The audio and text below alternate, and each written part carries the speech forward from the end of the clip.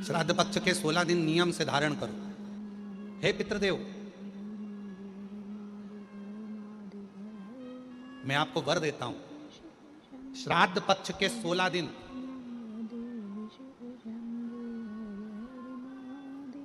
यदि संसार का कोई मनुष्य बेल दूध का प्रयोग करता है, बेल दूध से मतलब होता है बेलपत्र के ये मध्य भाग जो होता है, बेलपत्री की जो नीचे की 2 पत्तियां जो होती है, ये 2 पत्तियां जो बेलपत्री की होती है, इस बेलपत्री की दोनों पत्तियों को शिवलिंग पर जब आप रखते हैं, शिवलिंग पर रखने के बाद में आपके हाथ में जो कटोरी में दूध है, वो दूध इन दोनों पत्तियों पर, ये पितरों के भाव से, पितृ पित्राणी के भाव से, आप दोनों पत्तियों पर बेल दूध को अगर समर्पित कर रहे हैं, बेलपत्र समर्पित करने के बाद थोड़ी सी कटोरी में अगर गौमाता का दूध है और ये दोनों पत्तियों पर अगर आप अपने गोत्र से दूध चढ़ा रहे हैं, तो संसार में ऐसा कोई व्यक्ति नहीं है जिसके ऊपर पितृदोष लग जाए, पितृदोष समाप्त होकर ही रहता है। शिवलिंग पर बेलपत्र चढ़ाई, बेलपत्र चढ़ाकर ये नीचे की जो पत्ती है, आपका जो दूध का भाग है, वो 2 पत्ती पर चढ़ना चाहिए, तीसरी पत्ती पर जल का भाग आता है, 2 पत्ती पर आपका दूध का भाग रहे। और जब बेल दूध का प्रयोग आप करते हैं और दूध बाबा को 16 दिन श्राद्ध के, अगर कोई कह दे कि आपके घर में पितृदोष है, ये दोष है, वो दोष है, सारे दोष आपके यहाँ लग गए हैं, और आपके यहाँ ये 4 लक्षण अगर पितृदोष के दिख रहे हैं जो पहले कथा में वर्णित किए, अगर ये लक्षण दिख रहे हैं, तो श्राद्ध पक्ष के 16 दिन पहले दिन से आप चालू हो जाओ। बेलपत्री शिव जी को चढ़ाया, कटोरी में या चम्मच में 2 बूंद का भी अगर दूध लेकर गए हो, थोड़ा सा भी, बस 2 पत्ती पर आपने दूध समर्पित करा और 1 लोटा जल जो तीसरे नंबर की पत्ती है उस पर समर्पित करा। आपको 16 दिन करने के बाद आपको खुद अनुभव होगा 17वें और 18वें दिन से कि मेरे घर में ऐसा लग रहा है कि सब शांति है और कोई किसी से चिढ़कर बात नहीं कर रहा, लक्ष्मी की वृद्धि अपने आप होना प्रारंभ, कैसा भी। और यहां तक शिव महापुराण की कथा कहती है, किसी की फैक्ट्री बंद हो गई, किसी की दुकान बंद हो गई, चलते चलते अगर किसी का व्यापार बंद हो गया, 4 दिन चल रहा था, बहुत अच्छा चला, उसके बाद एकदम डाउन आ गया, कोई प्रशासनिक कार्रवाई हो गई, कोई अदालती कार्रवाई हो गई, कोई परेशानी सामने आकर खड़ी हो गई है, तो भी अगर प्रति 16 दिन तक लगातार शंकर भगवान के शिवलिंग पर बेल दूध का प्रयोग किया गया है, तो आप 17वें दिन से अंदाजा लगा लेंगे कि आपका धीरे धीरे धीरे धीरे धीरे धीरे जो फैक्ट्री बंद सी थी वो ऊर्जावान हो गई है, चलना प्रारंभ हो गई। बेल दूध का इतना प्रभाव पड़ता है, इतना बेल दूध का इतना मान। पितृदोष से संसार सागर की मुक्ति हो, मोक्ष हो, ऐसा कोई फल केवल देव अधिदेव महादेव ने बेल और दूध का जो प्रयोग है, उस प्रयोग का साधारण फल नहीं है, बहुत फल। और श्राद्ध पक्ष में मेरी जीजियों से निवेदन है, मेरी बेटियों से, मेरी माताओं से, अगर तुम्हारे घर में 25 साल तक भी औलाद नहीं हुई, 20 साल हो गए, 25 साल हो गए, 30 साल हो गए, 28 साल हो गए, 15 साल भी हो गए, 10 साल भी हो गए और संतान का सुख नहीं है, तो श्राद्ध पक्ष में प्रतिदिन अपना जो पानी का हंडा होता है, परिंडा होता है, क्या बोलते हैं हैदराबाद में, हमको उसको नहीं मालूम, जहां पर पीने का पानी भरते हैं, हंडा बोलते हैं, मटका बोलते हैं, बाल्टी पानी की या हंडा, मटका, गगरा, जो भी भर कर रखते हो रसोई घर के अंदर पीने का, उस पानी के भरे हुए हंडे के पास में पितरों का स्थान होता है। वो पितरों के स्थान के पास में कटोरी में थोड़ा सा दूध रखिए, एक बेलपत्र रखिए, और वो बेलपत्र और दूध को आप प्रतिदिन 16 दिन तक लगातार शिव जी को रोज रखो, रोज समर्पित करना प्रारंभ करो। बस बेलपत्र शिवलिंग के ऊपर और दूध जहां अशोक सुंदरी का स्थान है, आपको मालूम होगा, जरा ध्यान देंगे, ये शिवलिंग, ये जलाधारी, ये भगवान शंकर का शिवलिंग है, ये जलाधारी है, माता पार्वती जी का हस्त कमल, और सामने जो चरण है जहां से पानी बहता है, राइट भाग गणेश जी का, लेफ्ट भाग कार्तिकेय जी का, बीच में एक मोटी सी लाइन होती है जिसको अशोक सुंदरी कहा जाता है। शंकर भगवान की 6 बेटियां हैं, 6 बेटियों में शंकर जी के ऊपर जो कलश रखा होता है, उसमें से जो बूंद बूंद पानी गिरता है, वो कलश 5 बेटियों का स्थान होता है, जया, विषहरा, शामली बारी, दौतली और देव। ये शिव जी की 5 लड़कियां ऊपर और एक बेटी अशोक सुंदरी, सामने जो मोटी सी लाइन होती है जहां से शिव जी पे चढ़ा हुआ पानी गिरता है, उसके बीच में जो लाइन होती है वो अशोक सुंदरी का स्थान। तो जिसके यहां संतान का यदि सुख नहीं है तो 16 दिन एक प्रयास करें। तुम रुकेश्वर महादेव का नाम लेकर, तुम रुकेश्वर महादेव का नाम लेकर शंकर जी के ऊपर तो चढ़ाएं बेलपत्र, जो तुमने परिंदे के पास, हंडे के पास रात्रि को रखा है। 16 दिन के रोज एक बार रखो और रोज एक बार चढ़ाओ।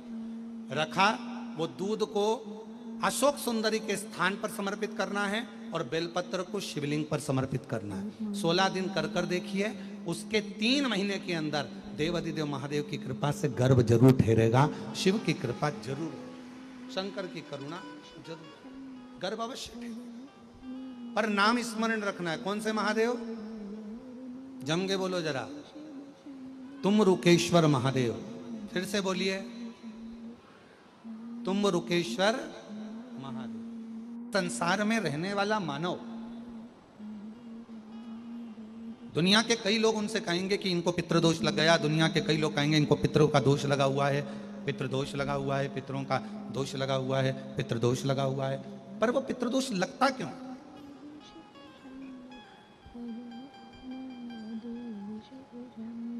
पितृदोष लगने का कारण है क्या? आपने अपने गए हुए पूर्वजों के लिए तर्पण भी करा, पिंडदान भी करा, तिलांजलि भी दी, ब्राह्मण का भोजन भी कराया, सब कुछ करा जो आपसे बन सकता था, आपने सब कुछ करा, सब कुछ। फिर पितृदोष कैसे लग गया? फिर पितरों का दोष कैसे लग सकता है? तो पितरों ने तुरंत भगवान देवाधिदेव महादेव से कहा कि संसार सागर में माता पिता के रहते हुए उनका आदर ना कर पाना, या माता पिता को जब प्यास लगी उस समय पर जल प्राप्त ना हो पाना, या किसी न किसी रूप में माता पिता के, पूर्वजों के आदर से वंचित रह जाना, फिर माता पिता के चले जाने के बाद, बुजुर्गों के चले जाने के बाद वो दोष घर में लग जाना पितृदोष की संज्ञा में आता। और पितृदोष के 4 लक्षण सबसे प्रबल है। ये कोई भी अनुभव कर सकता है पितृदोष के 4 लक्षण में। पहला लक्षण है 1 रुपया कमाओ, 1.25 रुपये खर्च हो रहे हैं, समझ लेना पितरों का दोष है।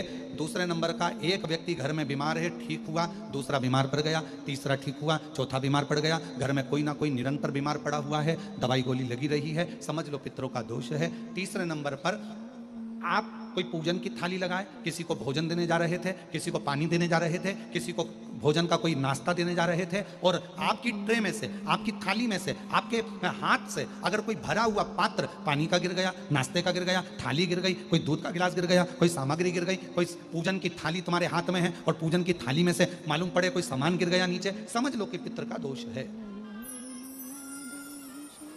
और चौथे नंबर पर पितरों का दोष का वर्णन किया गया। घर में जितने सदस्य रह रहे हैं, अगर वो किसी न किसी रूप में एक दूसरे पर चिढ़कर बोल रहे हैं, क्रोध कर कर बोल रहे हैं। प्रश्न बहुत छोटा सा है, पत्नी ने कुछ कहा, उसका उत्तर पति ने चिढ़कर दिया, पति ने कुछ कहा, पत्नी ने चिढ़कर उत्तर दिया, बच्चों ने कुछ कहा, माँ बाप ने चिढ़कर उत्तर दिया, माँ बाप कुछ बोले, बच्चे चिढ़कर उत्तर दिए, समझ लेना कि कहीं ना कहीं पितरों का दोष। तो भगवान पितृदेव ने अपने दामाद से, भगवान देवाधिदेव महादेव से कहा कि संसार सागर में हो सकता है कि संसार सागर में मनुष्य रहता है, मानव रहता है, और उससे गलतियां हो जाती है। तो पितृदोष अगर संसार के लोगों को लगे तो हमारा एक निवेदन है, आप जाते जाते वर दीजिए कि ये पितरों की शांति आपकी आराधना से पूर्ण हो जाए, बस इतना वर दे दीजिए। उन्होंने हाथ जोड़कर कहा, भगवान देवाधिदेव महादेव भगवान शिव जी से प्रार्थना करी, निवेदन किया। संसार का मनुष्य, दुनिया के लोग कहें कि ये पितृ दोष है, पर उस दोष से आपकी पूजन आराधना से वो दोष मुक्त हो जाए। दोष श्राद्ध पक्ष के 16 दिन नियम से धारण करो। ब्राह्मण को भोजन नहीं करा पा रहे हैं, मान लो आप गौ माता को रोटी नहीं दे पा रहे हैं, स्वान को भोजन नहीं दे पा रहे, कौवे को भोजन नहीं दे पा रहे हो, और मान लो गया ब्रह्म कपाली या कहीं पिंडदान नहीं कर पा रहे हो, तिलांजलि तर्पण नहीं कर पा रहे हो, तो एक काम जरूर करना, जल के पात्र में 2 बूंद गंगा जल डालना, और वो गंगा जल शंकर को रोज 16 दिन तक चढ़ाइए, पितृदोष समाप्त हो जाए। जब ज्यादा घर में पितृदोष हो ना, ऐसा लगे कि पितृदोष बहुत ज्यादा है, 1 रुपये कमा रहे हैं, 1.25 रुपये खर्च हो रहा है, हाथ में पैसा नहीं टिक रहा, दुकान 4 दिन अच्छी चल रही है, फिर व्यापार डाउन हो जाता है। कोई पैसा लेकर भाग गया, नहीं दे रहा, कहीं कर्जा मात्रा बढ़ गई है, ये पितृदोष के लक्षण है कुछ। इसमें आपके घर में जो भी रुद्राक्ष पड़ा हो, जो भी रुद्राक्ष रखा हो, क्योंकि संभाल के तो आप रखते नहीं, पटक देते हो यहां में, जो भी रुद्राक्ष आपके घर में रखा हुआ, एक पानी के पात्र में उस रुद्राक्ष को डाल दीजिए, उसमें 1 चावल का दाना डाल दीजिए। महाराज, परिंदा जहां होता है, मटका, हंडा या रसोई घर में आपका जो पानी भरने का स्थान होता है, जिसको आरो वारो क्या क्या लगा के रखते हो, उसी के कहीं पास में उस कलश को रख दीजिए, ऊपर से उसको ढक दीजिए। शाम के समय, सुबह रखा 10 बजे से 12 बजे के बीच में, शाम के समय प्रदोष काल में भगवान शंकर का नाम स्मरण कर कर, ओम नमः शिवाय बोलकर, श्री शिवाय नमस्तुभ्यम बोलकर, या महामृत्युंजय मंत्र का स्मरण कर कर, या गायत्री मंत्र का स्मरण कर कर, जो मंत्र आपकी बुद्धि में, विवेक में समाहित हो, उस मंत्र का नाम लेकर राम कृष्ण हरि जो बोल सकते हो, एक घी का दिया अवश्य प्रज्वलित करें। लंबी बाती का। कौन सी बाती का? फूल बत्ती का नहीं, गोल बत्ती का नहीं, लंबी बाती का।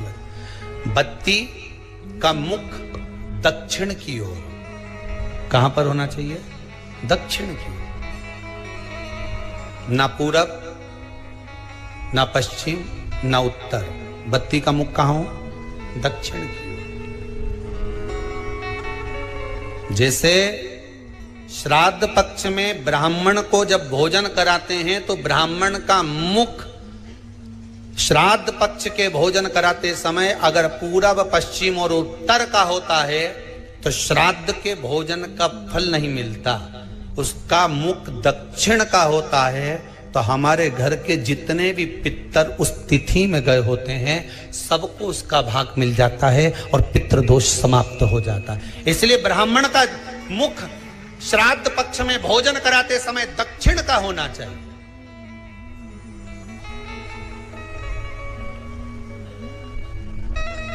ब्राह्मण का मुख दक्षिण का हो।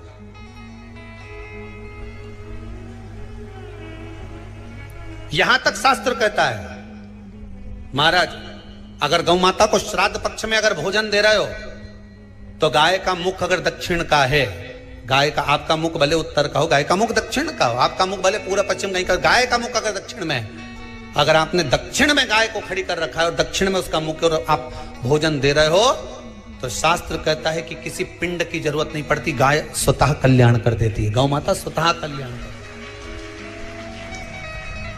दक्षिण मुखी हो तो दिए की जो बाती का मुख कहां होना चाहिए? दक्षिण का। और दक्षिण का मुख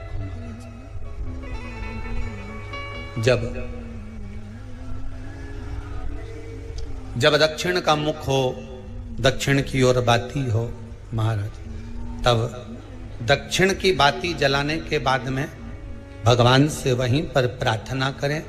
जो कलश रखा है उसके ऊपर जो प्लेट रखी है, ढाका गया है, वहां अपना सीधा हाथ रखें और अपने पूर्वजों का, अपने पितरों का स्मरण करें कि मेरे धन को लेकर कोई चले गया, मेरा व्यापार ऐसा चल रहा है, मेरा घर में बच्चों का विवाह नहीं हो रहा, या घर में इतनी अशांति है, या तकलीफ है, या कष्ट है, ये सब का स्मरण कर कर उस कलश को रात्रि भर रखे रहने दें। सुबह स्नान आदि करने के बाद फिर एक घी का दिया दक्षिण की ओर लगाकर सुबह 10 बजे से 12 बजे के बीच में उस जल को शिव जी को समर्पित कर कर आ जाएं और वो रुद्राक्ष लेकर वापिस आ जाएं। महाराज वापिस आ जाइए, उस रुद्राक्ष को अपने घर में रख दीजिए।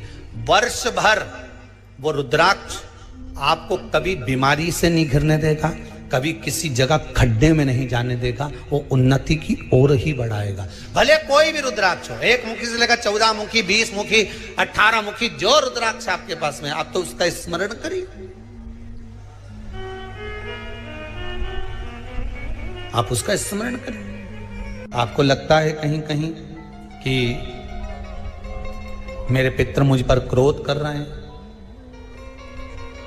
आपको कभी कभी लगे कि मेरे ऊपर पितृ दोष लगा हुआ है, या पितरों का श्राप लगा हुआ है, या हमारे यहाँ पर लोग अधोगति में ज्यादा मर जाते हैं, हमारे यहाँ ये काम ज्यादा हो जाता है, तो निवेदन है, श्राद्ध पक्ष चल रहा है, प्रयास करिएगा। एक चावल की कटोरी में, कटोरी के अंदर थोड़ा सा चावल रख लीजिए कच्चा। उस चावल की कटोरी में एक बेलपत्र, थोड़ी सी दुर्वा बांधकर पानी का मटका, परिंडा या जहां अपना रसोई घर में जल रखते हो, उस कटोरी को वहां पर 2 दिन 3 दिन तक रख दो। वैसे तो 16 दिन रखो ज्यादा अच्छा था, पर जो दिन अपने को मालूम है 2-3 दिन उसको रख दीजिए। घी का दिया लगाइए। 3 दिन के बाद में उस दुर्वा को, उस बेलपत्र को शिव बाबा को समर्पित कर दो। चावल पूरे घर में घुमाने के बाद चिड़िया को या नदी में या किसी जीव को प्रदान कर दो। महाराज, पितृदोष के निवारण का सुंदर तरीका। कल आपको वो काम नहीं हो रहा है, बहुत दिनों से आप प्रयास कर रहे हो और काम अटका पड़ा हुआ है, तो प्रयास करना। जल के पात्र में थोड़ा सा शहद, गंगा जल उसमें डालकर, ये जो श्राद्ध पक्ष चल रहा है, जिस समय पर, जिस श्राद्ध पक्ष के अंतर्गत, श्राद्ध पक्ष में एक पात्र में जल लेकर उसमें थोड़ा सा शहद, गंगा जल डालकर भगवान शंकर को कुंदकेश्वर महादेव के नाम से, कौन से महादेव? कुंदकेश्वर, क्योंकि विदल और उत्पल, इन दोनों असुरों ने, राक्षसों ने जब बहुत उपद्रव मचाया, अब ठीक है, जब बहुत उपद्रव मचाया, तब माता जगतजननी के कहने पर कुंदुक का प्रहार कर कर इन दोनों राक्षसों का संहार करा था। तो शिवजी का नाम कुंदकेश्वर पड़ गया। क्या नाम पड़ा था? कुंदकेश्वर। कहते हैं बहुत बांधाओं में जब व्यक्ति पड़ जाता है, बहुत बांधाओं में जब व्यक्ति चला जाता है, कुछ ना कुछ समस्याओं में जब व्यक्ति फंसा रहता है, पड़ा रहता है, तो कुंदकेश्वर महादेव का स्मरण करना चाहिए। एक प्रयास और करना, छोटा सा प्रैक्टिकल करने में क्या जाता है। दुकान पर ग्राहक नहीं आ रहे ना, आधा घंटा हो गया, कोई ग्राहक नजर नहीं आया,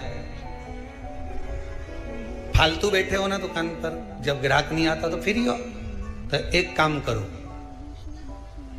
कोई भी जरा सा हाथ में पानी लेकर कुंदकेश्वर महादेव के नाम से 51 बार, 21 बार बोलकर, 11 बार बोलकर वो पानी को दरवाजे पे छींट दो। आधा घंटा, ज्यादा से ज्यादा 20 मिनट, आधा घंटा 30 मिनट नहीं लगेंगे और ग्राहक प्रवेश करना प्रारंभ करें। प्रैक्टिकल करने में क्या जाए। अब ई में कहीं घटा तुम्हारा कि पानी घट गया, कि बोलने से, कुंदकेश्वर महादेव का नाम लेने से जीवान घट गई, कुछ घटा? फायदा तो तुम्हारा ही हुआ। कुंदकेश्वर का नाम,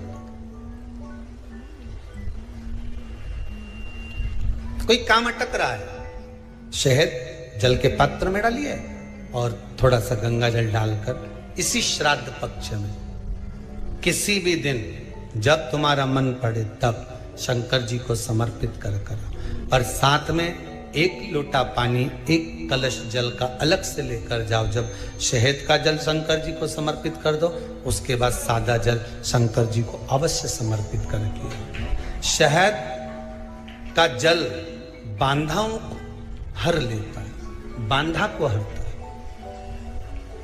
हम तो कई बार बच्चों से कहते हैं, अगर कोई बच्चा कंपटीशन एग्जाम में बैठ रहा है, इंटरव्यू दे रहा है, या कोई एग्जाम में नहीं निकल रहा है, तो प्रयास करना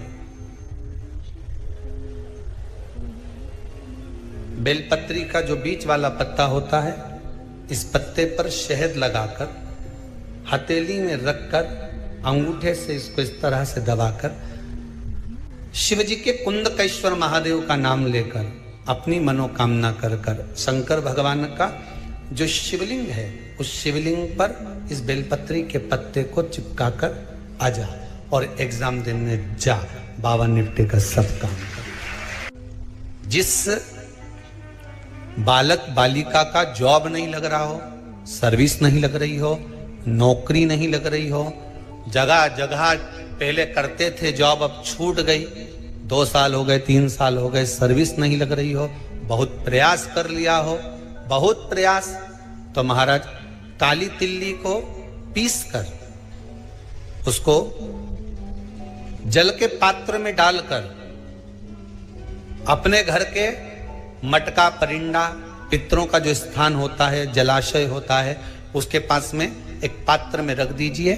बेलपत्री या बट का पेड़ या पीपल का पेड़, इस वृक्ष के नीचे एक रात्रि तक रखे रहने के बाद में दूसरे दिन अपनी कामना करकर, जिनका जॉब नहीं लग रहा, सर्विस नहीं लग रही, नौकरी नहीं लग रही, या कहीं उलझने उत्पन्न हो रही है, उस व्यक्ति को हाथ में ले जाकर उस पात्र का जल, 3 वृक्ष पितरों के तुल्य हैं। कल की कथा में कहा था, पहला बेलपत्री का, दूसरा पीपल का, तीसरा बट का, ये 3 पितरों के तुल्य हैं। इन 3 में से किसी भी वृक्ष के नीचे उस काली तिल के जल को समर्पित कर दीजिए महाराज। बाबा चाहेगा, भोलेनाथ जी चाहेगा तो 3 महीने में कहीं ना कहीं योग बना ही देगा, ये पक्का। बाबा पर विश्वास रखो, शंकर भगवान पर भरोसा विश्वास रखकर आप कार्य करेंगे, क्यों ना हो।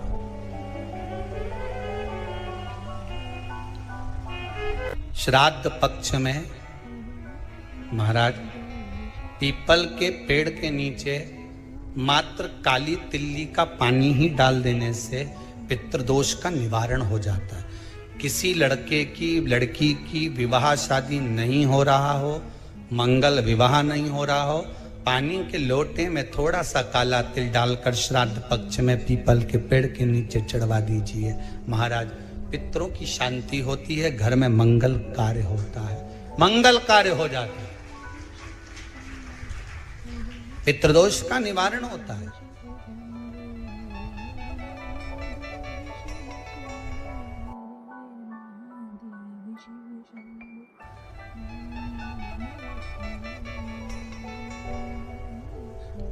बहुत रोग घिर गया, ऐसा लग रहा है कि बहुत बड़ी बीमारी शरीर में आ गई है, वो मिट नहीं रही, बीमारी बहुत बड़ी है, नहीं जा रही। सरसों का फूल भगवान शंकर को चढ़ाना प्रारंभ कर दो। सरसों तो आप अपने घर के अंदर भी बो सकते हो, उसमें पीला फूल ही जाता है, शिव जी को चढ़ाना चालू कर दो, बीमारी समाप्त होना प्रारंभ। शिव को समर्पित किया गया एक एक भाग, एक एक भाग। महाराज लगे ऐसा कि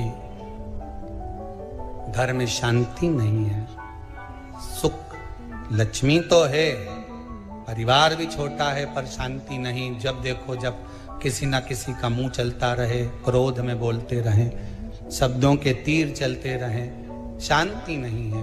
प्रयास करिए श्राद्ध पक्ष में